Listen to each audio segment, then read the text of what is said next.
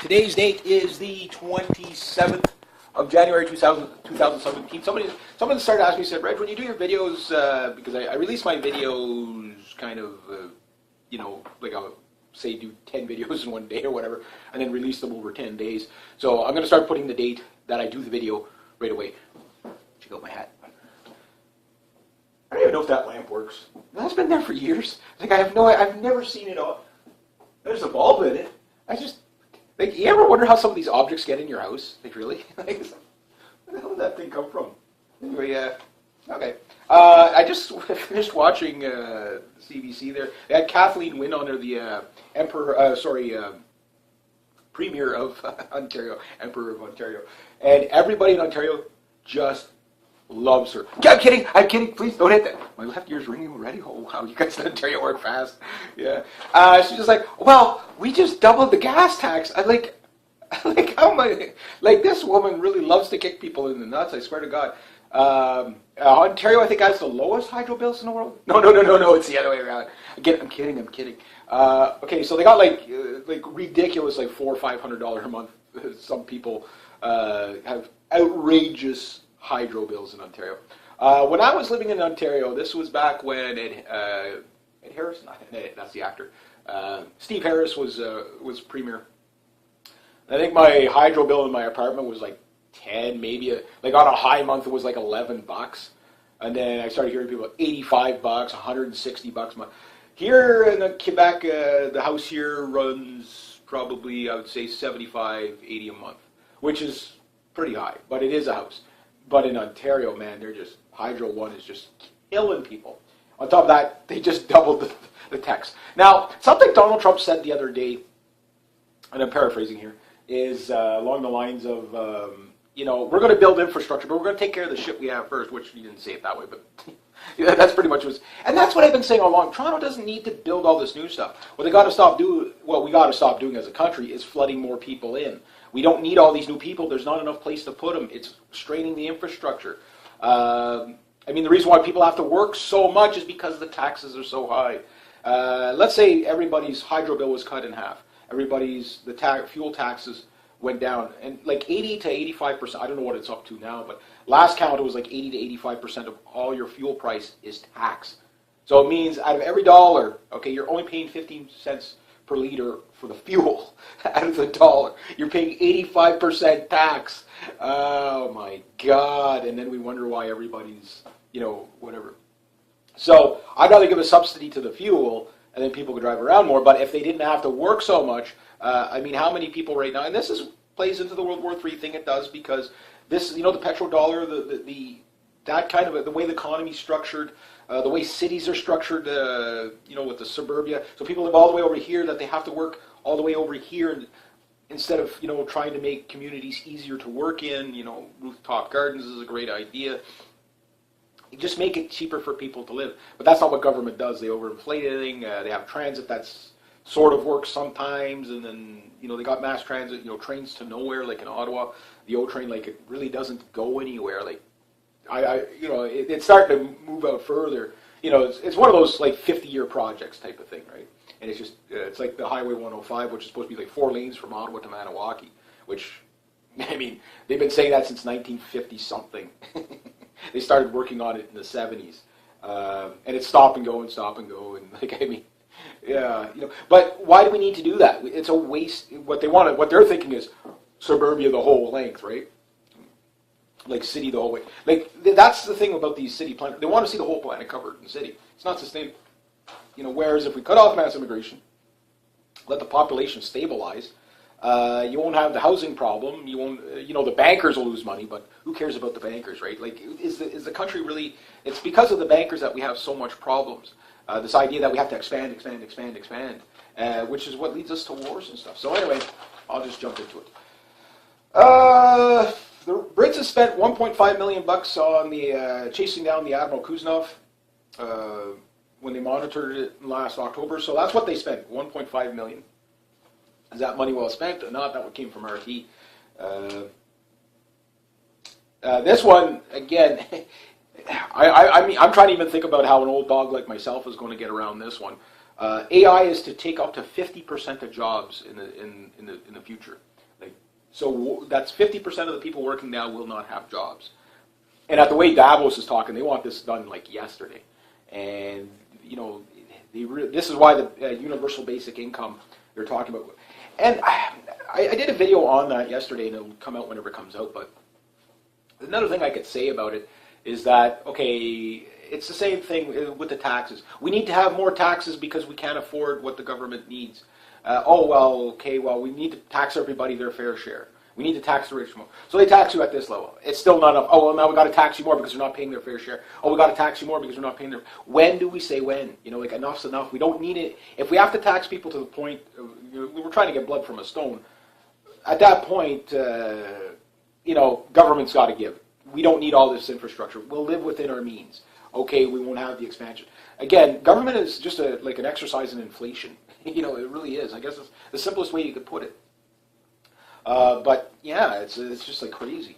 So they're talking that basic universal income of $20,000. But right now, welfare recipients get what? $600 a month or whatever. It's probably $500-600 a month. So they're getting $600 to $7,200 a month. That wasn't enough. Oh well, we got to up it. So you up it $1,000 a month. Oh, it's still not enough. Oh, we got to up it again. Is the cost of living is too high, and the more people you have on that, and the argument, okay, for basic income is what would you rather have, a basic universal income or work fair and stuff like that? Well, I'm like, yeah. The reason why they don't do it is because of government unions. Because once you start doing that, then they become government unions. This is why the whole thing's going to fail if we don't restructure it. But no, okay, you got people on welfare, make them work for their welfare if they're able-bodied. Mike Harris was talking about that years ago, and it was like such an outrage. Oh, that's slave labor, da, da, da. They're sitting on their asses doing nothing. They're able-bodied to work. There's no reason why they can't. And we get productivity out of it. There's recycling programs we could have. Sure, it's not the best, like it's not a solid job, but it gives people job experience that don't have job experience. It keeps people in the workforce until something better comes along. But it's better than just having them sit there and do nothing. Now, how do we pay for it all? Well, that's always the question. But then again, if you're taking welfare recipients and using their labor, you could do things to fund it, such as, okay, well, we'll create, I like the idea of recycling programs because it's green. Okay, well, the recycling, okay, well, we'll operate it at, just enough, cost, non-profit, but enough so that it's net neutral, at least, so that makes enough money to, okay, keep the welfare recipients working. That type of thing, which gives you productivity, and you're selling products. You got velocity of money. That's the way to go. To have people just sit there for $20 grand a year. You know how many people are going to quit their jobs just for that 20? You know how much of a pay raise that is for people, especially people like me. Like, yeah. But anyway, there was a reclassification on American bombers. The Russians reclassified their bombers like strategic. Whatever, like the Tu-22M is now, I think, considered strategic, but it's kind of an on-the-fence bomber because of its payload size, that type of thing. The B-1 Lancer is not considered strategic, although I'm pretty sure it can... there was a reason why they didn't put it as a strategic bomber. They do the B-52 and the B-2, but they're finding a lot of problems with them as strategic bombers because... It's not that they can't drop the B-61, which is a free-fall bomb. The problem is that those bombers have to be over the target to do that, which in this day and age of missiles and air defense systems and stuff like that, very, very dangerous. Now, the Tu-160 Blackjack or White Swan, depending on which designation you want to go. If you go with NATO, it's Blackjack. If you go with the Russians, it's the White Swan. So I've always called it the Blackjack because that's what I first learned it as. And the thing is that bomber, it can drop, I think, like 10,000-pound bombs. So it's similar to like the daisy cutters of the B-52. It doesn't carry nothing carries what the B-52 carries. I don't, like if you were to leave a chain stuck to a B-52 on takeoff, it would pull the planet away with it. They're an impressive machine to see in the air. I've been in one, not flying, but at air shows. You get to go through them and stuff like that. Talk about such a remarkable success story. These things, the H model B-52s, they go back like to 1950s. You know what I mean? And I think there's 58 of them still in service out of the 1,500 some odd B-52s that were made. I don't know, I can't remember how many were lost over Vietnam, but a few. But these things, I mean, with conventional 500-pound bombs and 750-pound bombs, they can level a 10-mile strip. That's unbelievable amount of firepower. Doesn't even need to carry nukes. But it can carry the daisy cutters. These things are like 15,000 pounds. Moab, which is like 25, 30,000 pounds or 35,000 pound free fall bomb. These are like the biggest fuel air non-nuclear. Like the blast rate is like 450 meters. It's like a mile. It's like half a mile just wiped out. For non-nuclear, it's pretty powerful. For nuclear, no. I mean, it's not. But you get the idea. It's the alternative to nuclear, right? So they can do that. Plus, they can fire cruise missiles and stuff like that. So they get the designation as strategic bomber. But the B-2 Spirit, or the Grey Ghost, does not fire cruise missiles, apparently. So I didn't know that. I thought for sure it would, but apparently it's not cruise missile friendly. The biggest problem, okay, the B-52s, they're high altitude. You'll hear them coming, you'll see them coming, and you'll detect them coming long before they get there, right? Because they're not a stealthy airplane at all. But that's not really what their role is. They're the bomb truck is what they are. The B-2, it's designed to penetrate enemy air defense systems, which, when it came out, although it's the most expensive bomber ever made in history, and there's about, I think, 21 of them in total and 12 of them in active service. I think one of them might have crashed a few years back. These things are almost too expensive to put into duty. And they only fly like around 500 miles an hour. I don't know, maybe they're a little faster now, but 450 miles an hour. They're not that fast. And they're long-ranged and everything, but the Russians, they have radar that will detect them. Like the stealth still works. The radar signature is smaller. It's the smallest radar signature of any airplane on the planet. But they can still detect, the Russians will still detect these things about 120 miles out. So, the technology, the software is, like a lot of analysts say, the software always surpasses the hardware. So these bombers, they might be able to go like lower defense. They might make it into some third world countries, no problem. But what they were designed for was to take on like Russia and China. So these bombers, number one, they're too low in number. Number two, they're too expensive to run. Number three, they don't have cruise missile capability. Number four, they're easy to intercept. They have no defenses. They got maybe chaffs and flares and avionics to radar jammers and stuff like that. But you get even an older MiG-21 with a cannon. Yeah, sure, you jam his radar and you can fire his missiles at you, but they won't hit you. You could drop your chaffs and flare, but he could just pull the trigger on the 30-millimeter cannon and blow you out of the sky. You'll never get away from him. Especially if he's being guided by the ground radar. Once you're detected, they're going to know where you are at all times. So that's the problem with these stealths. So the Americans are now talking about a new bomber that's supposed to come in around the 2020s, and it's going to be called the B-21 from what I understand.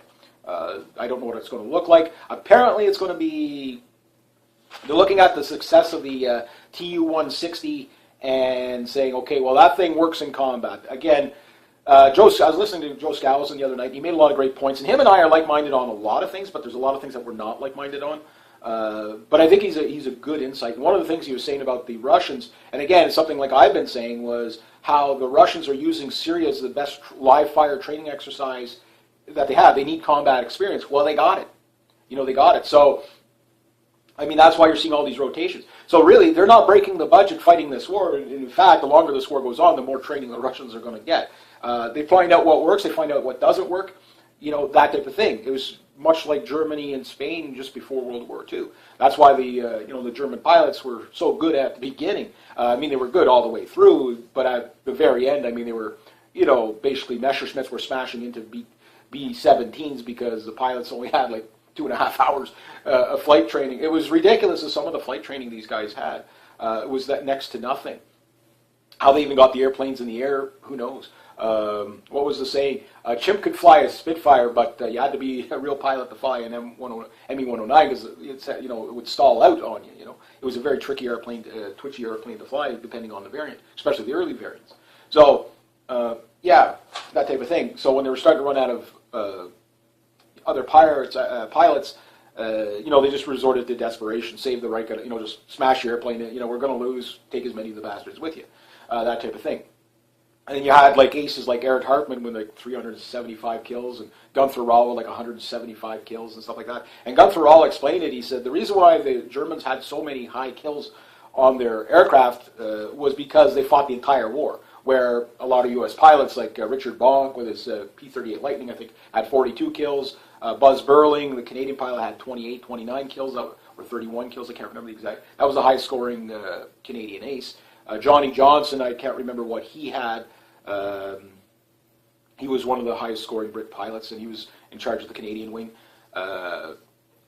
The JEJ Spitfire, that type of thing. So these guys, they flew, and then there was a Hellcat pilot that had something like 36 kills. I think the highest Japanese pilot was 68 kills. I can't remember what his name was, but I remember seeing and these guys. The Japanese pilot actually was the guy that shot down Pappy Boyington of the Black Sheep Squadron, and they actually met years after. And at one point, I think they shot each other down or whatever. And they sat there and they looked at each other and they said, "I got you," like who shot who first, eh? But it was one of those. So it was a. I remember watching the Black Sheep Squadron, but apparently that was based on the true story of what happened. I got you, and they met all these years after, and they became good friends. Again, the men and the machine, right? It's these people that fight war would probably be best friends with half the people they're shooting at. It's so sad. But anyway, so a new strategic bomber. The Russians, again, they reclassified. Their Tu-22M is made the strategic list, and of course the Badger bomber or the Bear bomber went out. Hanging out at the window. I think went out. The Bear bomber, it does fire, I think, up to 6 to 12 cruise missiles, depending on. I mean, the Russians have like a smorgasbord of cruise missiles. And you have to keep in mind, the reason why the Americans are going to have to build a new bomber, the Lancer, the problem with the Lancer isn't that it has a lot of problems. Again, that's a very old machine. A lot of these machines are refurbished, revamped. Same with the B-52. I mean, they chopped it and stretched it and added this and added that and upgraded the engines and took the tail gun out, put a radar, and they take the airplane and they rebuild it into something new. The B-52, I think, will be around for 150 years. I swear to God, it's just it works. It works. And again, if the software outdoes the radar, I mean, the radar in the B-52 is extremely powerful. So if you can jam the enemy's missiles, what I would do with the B-52, and I don't know why they haven't done this, is I would put the radar jamming and all that, but I would put a top turret, kind of like what you see on a B-29. Gun on it and a lower turret. Now, these things wouldn't be able to fire at 650 miles an hour. I doubt these turrets you could get them to work. But you could put these, defense systems on it, like a Skyguard, I guess, is what and probably you could even put a little radar dome on there, too, if you wanted to do that for extra, detection. And then, of course, keep the tail gun in there. Now, the Bear still has the tail gun in it. And that thing, they built about 500 of those. It's much smaller than the B-52. It's a little bit faster. I mean, it does fly at the speed of sound, Mach, just around Mach 1. So it's the fastest turboprop engine aircraft on the planet currently, and typically one of the loudest aircrafts in the world. As soon as this thing goes feet wet over the ocean, they detect it under like the submariners detect it right away. It's like, oh yeah, there's a Tupolev in the air, just that big loud freaking. But it's kind of limited in payload, but it's fast and it can fire cruise missiles, so it gets the strategic name. They redesignated that the Tu-145, I believe. Tu-144, Tu-145. And, it got a radar update and stuff like that. And they only have, I think, 100 of those things in service. But again, another Cold War workhorse that, like the B-52, it works. They'll be flying that for years. The Tu-22M, obviously we see what they can do in Syria. So it is cruise missile capable. It doesn't carry much more than the Tu-95 or Tu-145, but it can do it at almost twice the speed of sound on the last leg of its run. And so it's a strategic bomber that's not only fast, it's high altitude, it's maneuverable enough down low. It flies more like a fighter than it does a bomber. Pretty impressive machine. The same thing with the Tu-160. I mean, this is a 1,200 mile per hour aircraft, just a little under Mach 2. On the last leg of its run, can carry between 12 and 24 cruise missiles.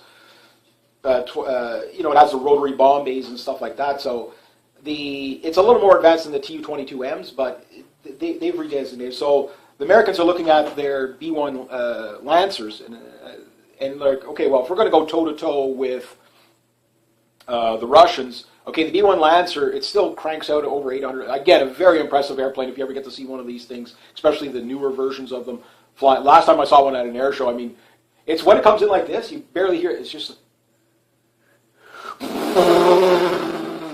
It's just that ripping sound of those four engines. And the thing goes like, you know, it pretty much goes vertical at probably at least 45 degrees angle. You know, like, I mean, it flies like a fighter. But the idea behind that was maneuverability down low. Now, the airplane that it was kind of replacing was the F-111, which is still, to my opinion, for a medium light bomber, is probably one of the best ones the Americans designed.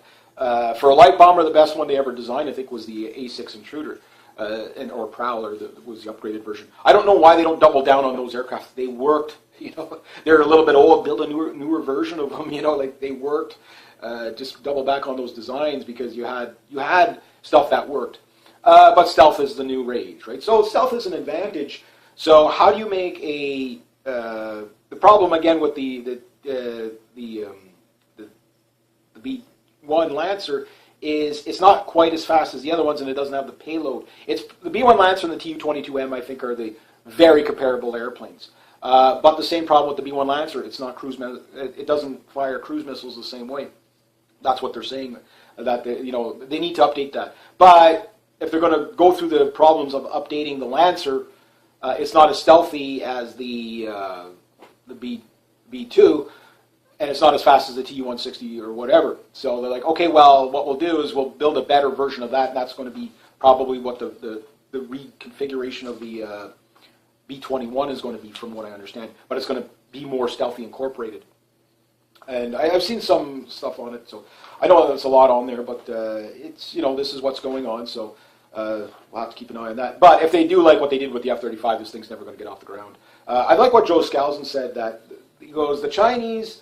They're basically, you know, everything they have is they have a knockoff military. All the technology is either Russian or stolen American technology.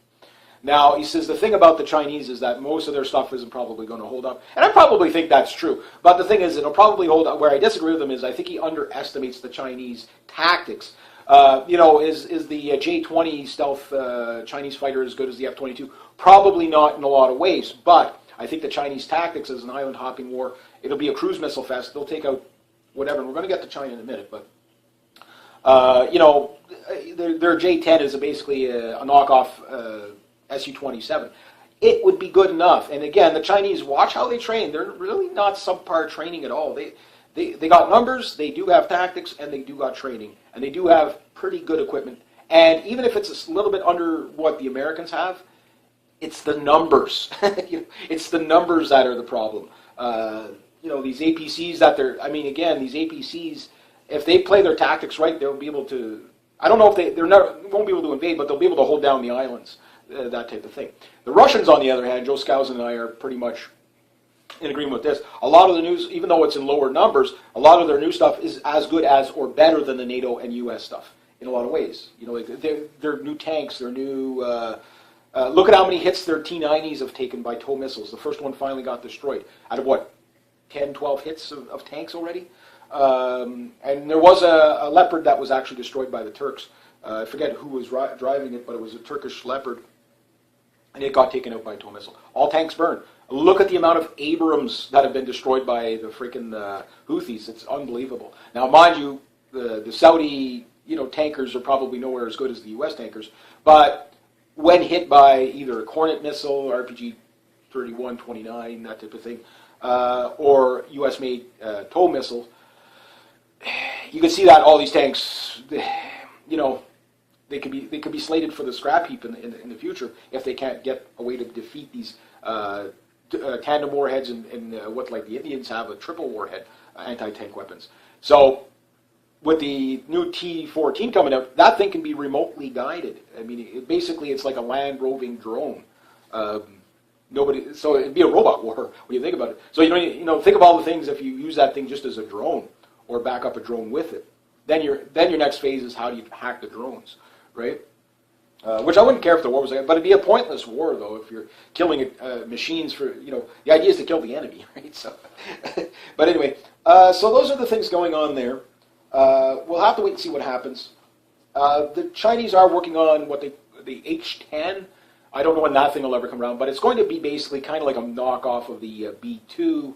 But I can imagine it'll be a little bit faster. It's a flying wing type of thing. Probably is going to be exactly B2 technology. So they are working on stuff to replace their old H6, which is like a Soviet Bison bomber, or Badger bomber. Badger, I think it is. Whichever one it was. So that's what the Chinese have.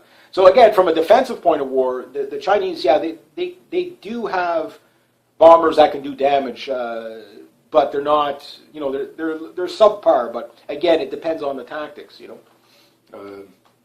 They have the upper hand. Everybody always has home advantage, right? We'll just say it that way.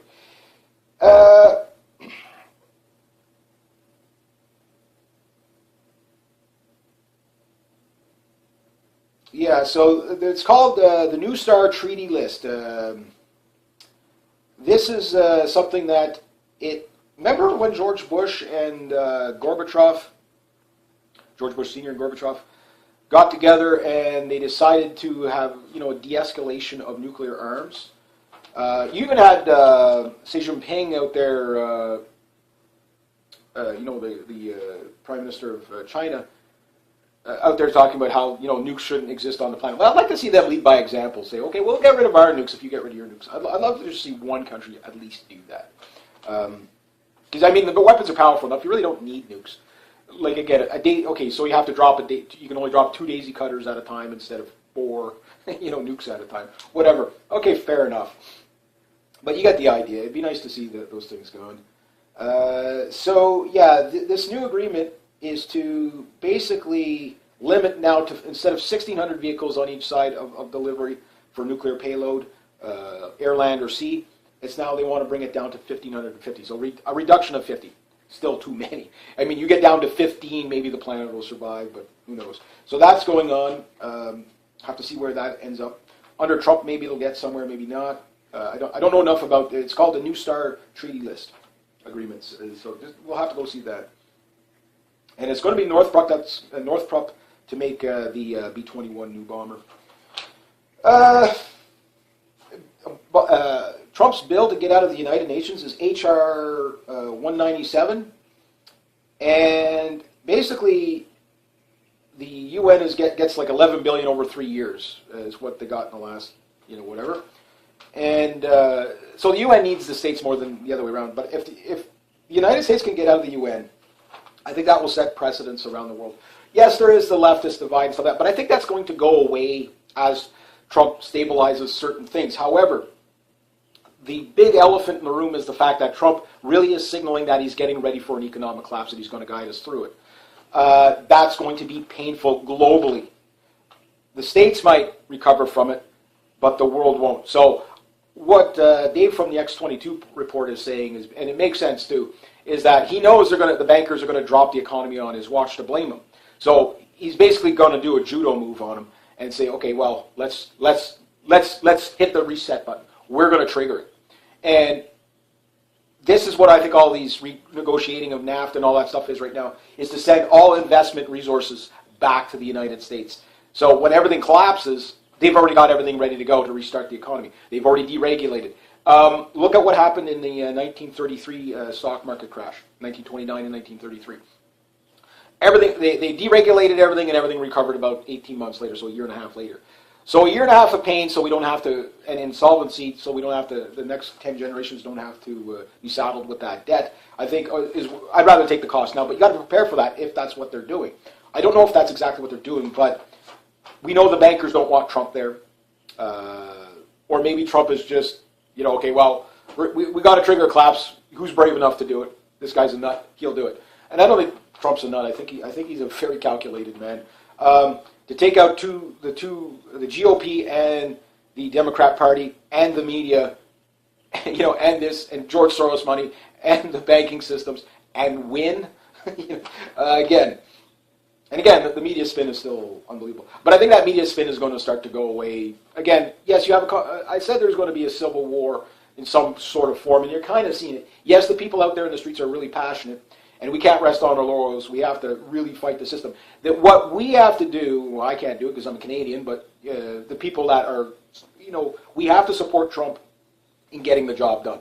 And more importantly, you have to hold his feet to the fire and not him let back out on. So far, he has backed out on a few things, and some of the big things. But the big thing is drain the swamp. We have to get him to do that. But then again, like he said, I mean, this is only day 10. We can't be there. I know we're impatient. He said it's going to take him 2 years to get things going, whatever. But this man has been working recordedly about 20 hours a day before he's even taken office. So this man really is working to do whatever agenda it is he's going to do. So far, things look good. Yeah, I don't think he's going to get rid of the dreamers and stuff like that, but he is going after sanctuary cities. He's doing all that stuff. But really, that's not the big worry. It's a problem. He could take 4 years on that one. The big problem is the economy, because when that goes, wow, he's got to have everything ready to go when that goes. So, bang, okay, the banks are insolvent, Iceland solution, we'll throw the bankers in jail, audit the Fed, we're going to do all that. Because he can't just do it right away, or else he'll harpoon his own ship, right? So, and also Trump was out there saying how he's going to support the Second Amendment in all states, nationwide. So that's good. In Libya, you got General Haftar, however I probably said his name wrong, is basically doing is working with Putin to get basically weapons, tanks, aircraft, whatever it's going to be. So it looks like in Libya, the Russians are now going to be kind of propping them up. So that means the unity government that Obama put in and Hillary Clinton put in is probably going to be overthrown by the Libyans. And this is probably also why you had B-2 strikes on Libya, a couple of days before Obama was out of office, that type of thing. So that means air defense systems will probably start going into Libya, because the Libyans have been basically, what gets hit is the oil supplies and stuff like that. So Libya is going to be a long, hard road to stabilize that country. Whatever, we'll have to wait and see. Now, the areas where I said I'm worried about Trump is basically when it comes to China and Iran. Well, it looks like Trump is looking ready to put the THAAD system around Iran. And of course, we're seeing the signalings of a trade war with China. So what's going to go on there is basically basically Patriot missile systems, the PAC-3 missiles or whatever, will be going in to around Iran. So I think this is phase one before the negotiations. So if Iran does have nuclear weapons or whatever, and even if they don't, it doesn't matter. They've got these rockets that they can fire at. So where they're going to station these things, I don't know exactly. I can imagine most will be in Iraq, but it depends what the Iraqis do, because we could start to see again, as Syria stabilizes, Iraq, Iran, they're going to work. They're going to join a pact together and work together. Now, obviously, the Russians are going to stay as the glue for this, and the Chinese are already in there as well. So we'll have to see how he plans on doing that. What's there? What's going to be there?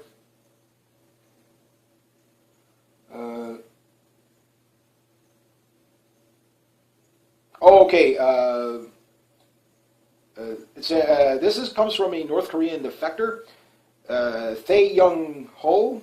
He's a North Korean defector, and he's saying Kim's days are numbered. Now, we've heard this kind of talk before, but he was basically saying, yeah, like the regime has pretty much fallen from within. But the thing is about North Korea, it doesn't matter if the people are starving or whatever. They'll just kill them. And we know what Kim Jong-un did to respond to Trump there the other day. He put two of his NK-21s or whatever. Now, these would be more against, they're not going to launch, those ones are the shorter range that go into South Korea or Japan or someplace like that. It's the NK-41 that goes 6,500 miles or whatever.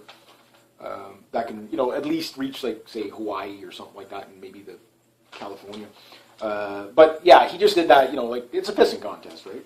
Again, I'm not really that threatened by the North Koreans. The only people that have to fear the North Koreans is really the South Koreans, unless we get into it for the sake of getting into it. And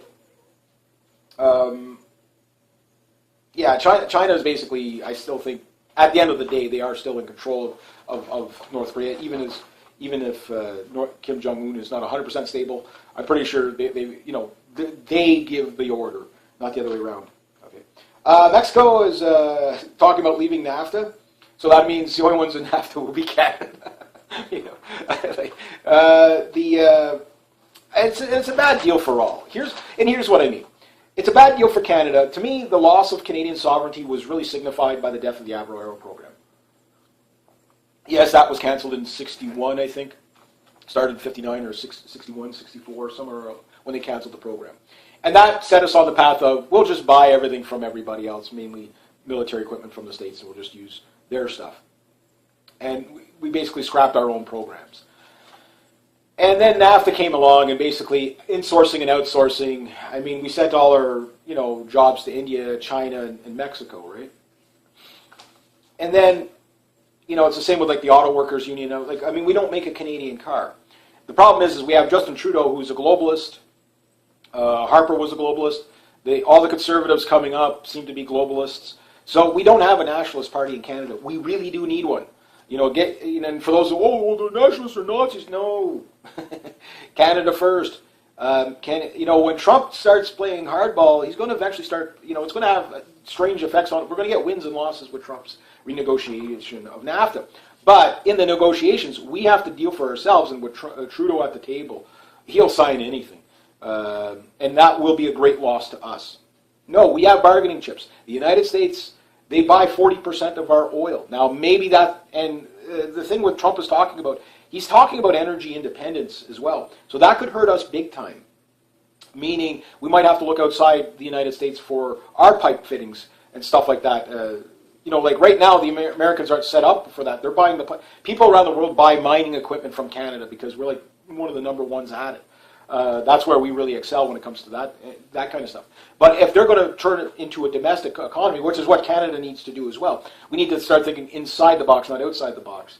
And we've got to start doing that as well. So the Americans we're the two largest trading border nations on the planet. We do about 75 to 80% trade with each other. It doesn't mean the Americans don't do more trade with other countries, like China. But they do, we're talking billions and billions of dollars. So there's more Americans that rely on Canada for their jobs and more Canadians that rely on Americans for the jobs than there is Americans and Mexicans. The Mexicans are just getting the jobs. And the same like up here in Canada, like with Bombardier, sending 1,000 some odd, all those jobs to Mexico on taxpayers' money. No, you hire, if we're using taxpayers' dollars, you're going to build that in the country, keep the velocity money in the country. To me, privatize Bombardier. That's, you got $7 billion and you sent that out of the country. That stuff like that just drives me mad. Oh, but it's more competitive. Yeah, raise the dollar to the lowest bidder. If you're going to prop it up by government, it must benefit the people directly. That type of thing. But anyway, so we'll have to see. But anyway, yeah. The thing about how it fails the Mexicans is they're still being, the wages aren't good there. They're getting, yes, all these kind of free factories going down there by all these companies. Okay, great. But at the end of the day, they're not getting the wages we are. They don't have the standards for the clean air and pollution standards that we have. So they're getting shafted. It's the same with the people in China. They're getting shafted with no regulations or whatever. They got to walk around with freaking masks on because of the smog so bad. It burns their face. So did they really win? You know what I mean? Like it's, so if we're going to hold high, I say go and get rid of free trade and go with a fair trade system. Whoever has the highest set of standards to do trade with that country, you meet their standard. If their standard is higher than yours, whatever. Now, if Trump is going to be deregulating, that means they're lowering standards and we're going to have high standards. They'll put us out of business.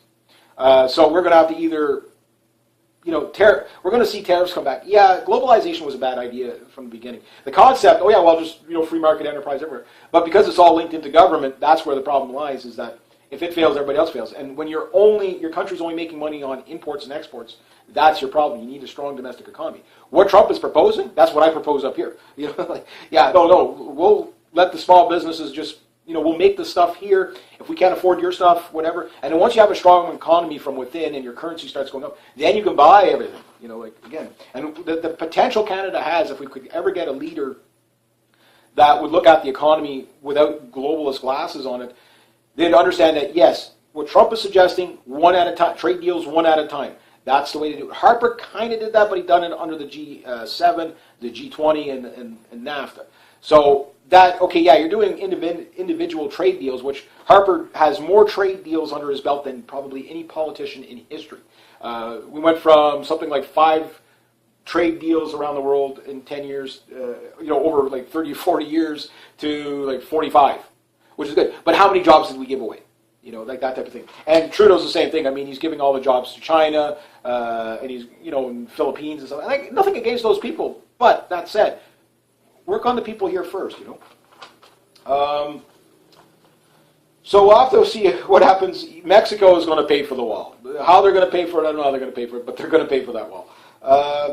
One thing, and this is, Trump is going to give us a lot of little nuggets, but it's the big one. The thing is these are still wins, but the big wins is he's got to put the bankers in jails, drain the swamp, drain the CIA, drain the FBI, all the corruption. That's what people hired him for, and and we got to hold his feet to the fire for that.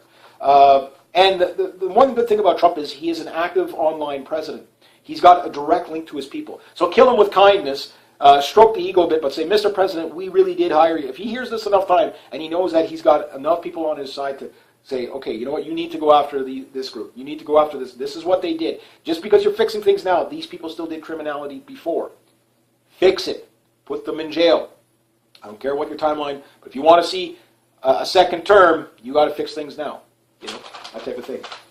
The Pravda Act, teaching kids in California schools that the Russians hacked the election. Yeah, there we go. Yeah. I don't know if you saw that teacher doing the die Trump thing with the squirt gun the other day. These leftists are complete maniacs. Which one thing I do like about Trump is it's kind of like throwing a firecracker in a groundhog hole and just watching to see how many come up. Scare the shit out of them all out of their holes. Well, it's the same. Trump has done that to he's done that to these progressives. We see their true colors, and there's a beautiful thing kind of happening, but there's going to be a lot of violence as well. Again, the part of the kind of civil race war thing going on, and I've already noticed kind of an immediate effect since Trump's taken place. Yes, the media is still blowing things out of proportion for the conquer and divide, but it looks like they're getting funding cut or something like that, or they're not getting, because they don't have that direct line to the president or to the Democrat Party anymore, and say, okay, organize this.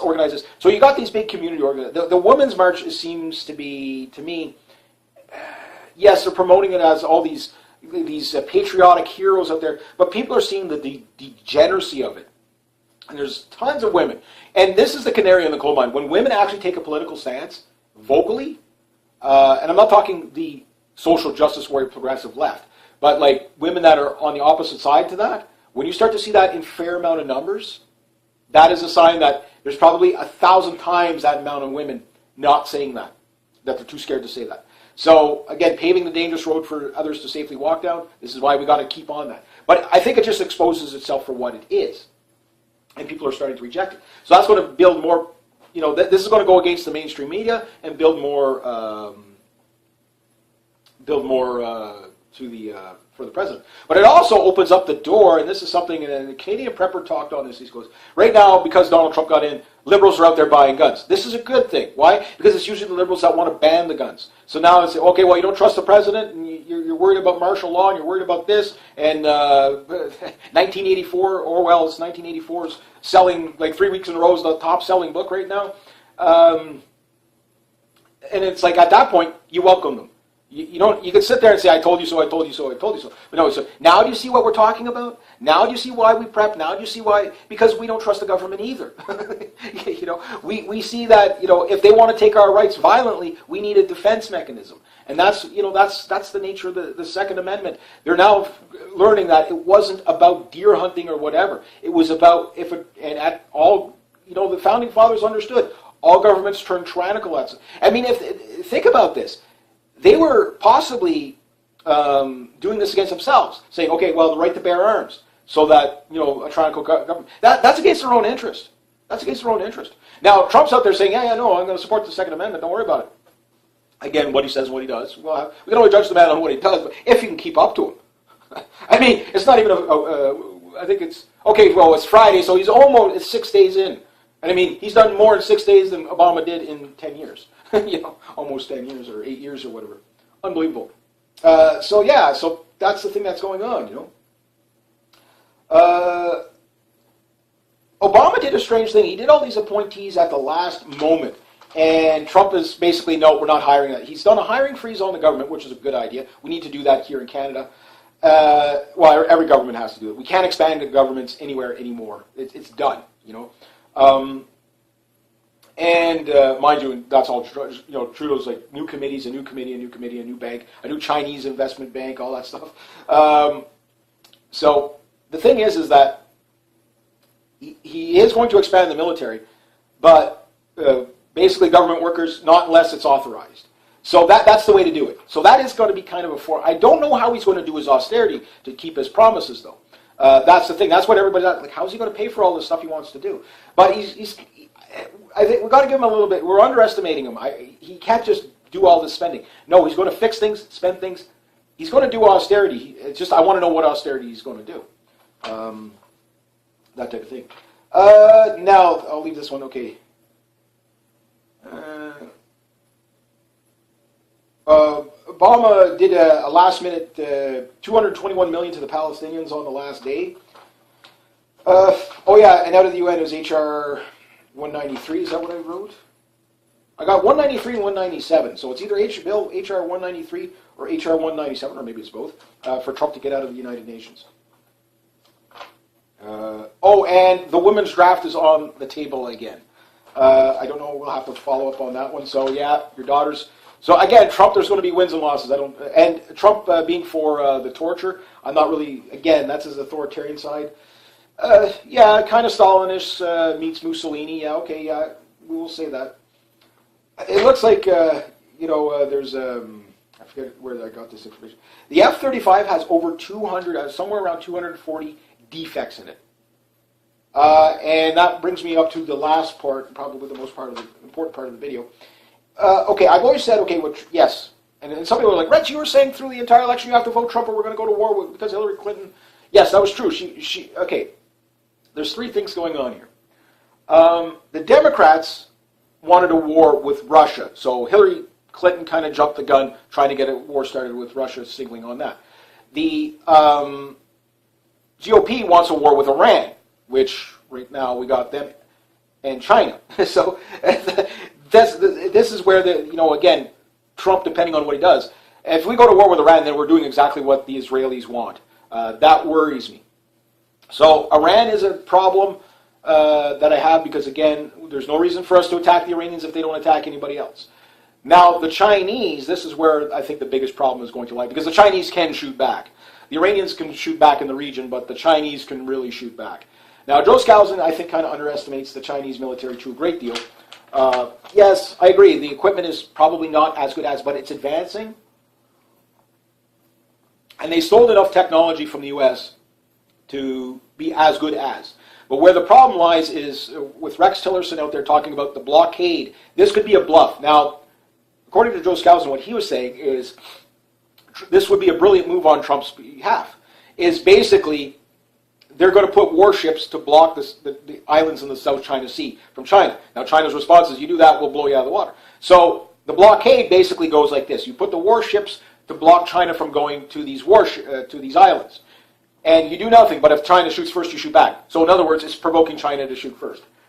Now, this could be a bluff, because what Joe Skousen says, well, the Chinese ain't ready for a war with the United States. And that's probably fairly true. However, you're not going to take them in their own region. You would have to send the entire U.S. military pretty much in the region, and good luck with that. Because the Chinese, by the time that you get there, the problems the Chinese could do as a counter bluff to Trump, and this could get things really, is release Kim Jong-un on South Korea. The other thing they could do is invade Taiwan. Now, Taiwan can hold up for about 2 weeks, according to to Joe Skousen. They have enough military might for 2 weeks, which would pull Japan in. So you're talking a regional war, a massive regional war.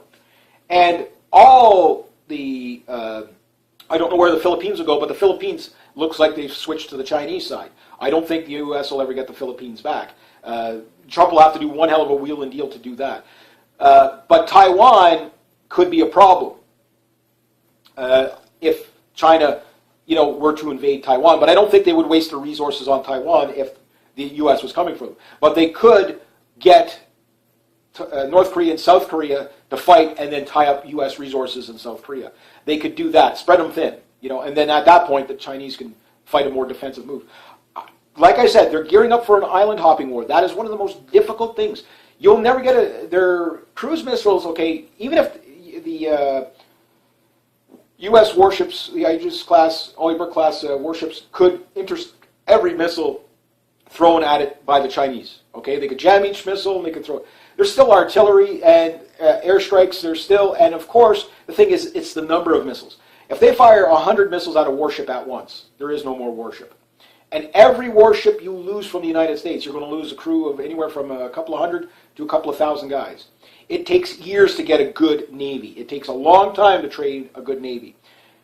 If you take out U.S. air power, there's only 14 aircraft carriers, and I think only something like 12 or 13 that are in active duty. The numbers bounce around. But a carrier group could be taken out by submarines. They could be taken out by these long-range 1,000-mile missiles. If the Chinese did decide to shoot, it would be almost impossible to take China. B-52s, whatever. And even if you did win against China, what would the cost be? This is not Iraq. This is not Syria. You're not going to topple the Chinese regime overnight. Their equipment is good enough to get the job done. Will it hold up over, say, a 5-year war? Probably not. However, at what cost? What angle can you go at the Chinese with? You can't. They've got enough fighter power. Not only that, they'll just ramp up their manufacturing beyond beliefs. They do have enough, even if they run low on fuel and stuff like that. If the Chinese draft people, I mean, they might have a 700 million man army. Nobody knows what they have. On the books, okay, it's a 4 million man army. Well, Russia has a 4 million man army on the books too. But what do they really have? We don't know. We don't know. The U.S. can't fight a war like that. Yeah, you could take out little countries, but you can't take out a big country like that.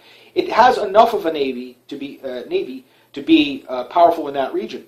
So if the Chinese see warships going towards these islands, again, the U.S. is already in there, so it's just a matter of the U.S. They're sending their blockade there as we speak. So if Trump calls this bluff, the Chinese can counter bluff too, which is a very dangerous situation. Now, if Trump pulls it off, it will destroy. Good day, hi, and welcome. All right.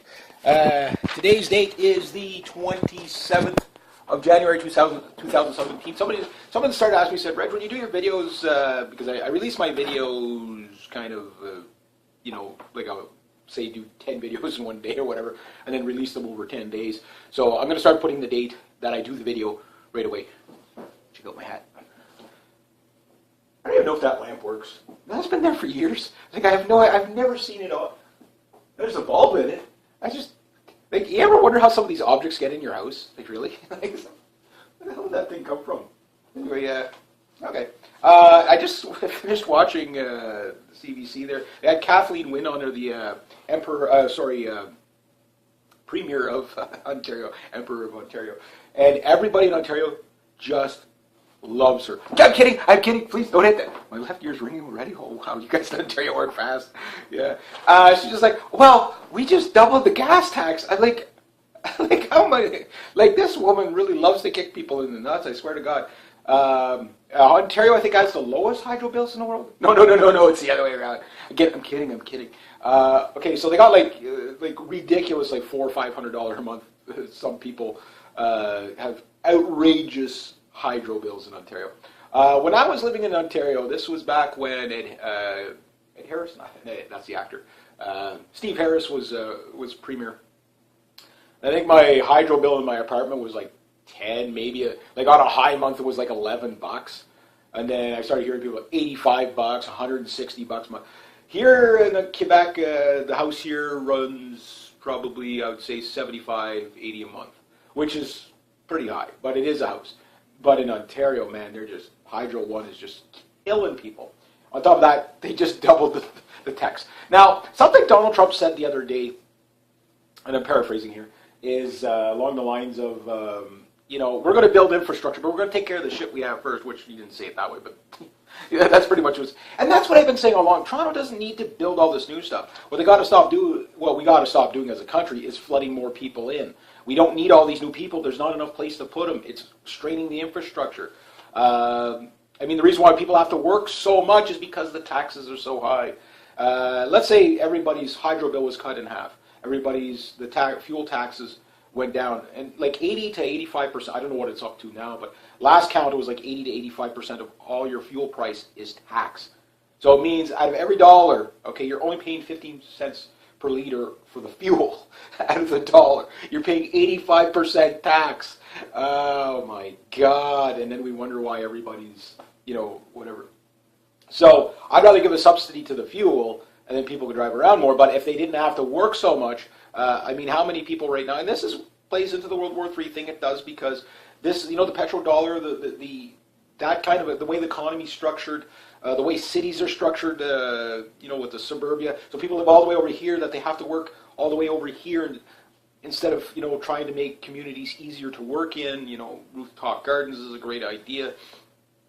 You just make it cheaper for people to live. But that's not what government does. They overinflate everything. They have transit that's sort of works sometimes, and then they got mass transit, trains to nowhere, like in Ottawa, the O train, like it really doesn't go anywhere. Like it's starting to move out further. It's one of those like 50-year projects type of thing, right? And it's just it's like the Highway 105, which is supposed to be like 4 lanes from Ottawa to Maniwaki, which, I mean, they've been saying that since 1950 something. They started working on it in the 70s, and it's stop and go, and like, I mean, yeah, But why do we need to do that? It's a waste. What they're thinking is suburbia the whole length, right? Like city the whole way. Like that's the thing about these city plans. They want to see the whole planet covered in the city. It's not sustainable. Whereas if we cut off mass immigration, let the population stabilize, you won't have the housing problem. You won't. The bankers will lose money, but who cares about the bankers, right? Like, is the country really? It's because of the bankers that we have so much problems. This idea that we have to expand, which is what leads us to wars and stuff. So anyway, I'll just jump into it. The Brits have spent $1.5 million on the chasing down the Admiral Kuznov when they monitored it last October. So that's what they spent, $1.5 million. Is that money well spent or not? That one came from RT. This one, again, I mean, I'm trying to even think about how an old dog like myself is going to get around this one.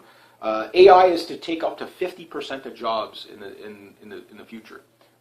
So that's 50% of the people working now will not have jobs. And at the way Davos is talking, they want this done like yesterday. And, this is why the universal basic income they're talking about.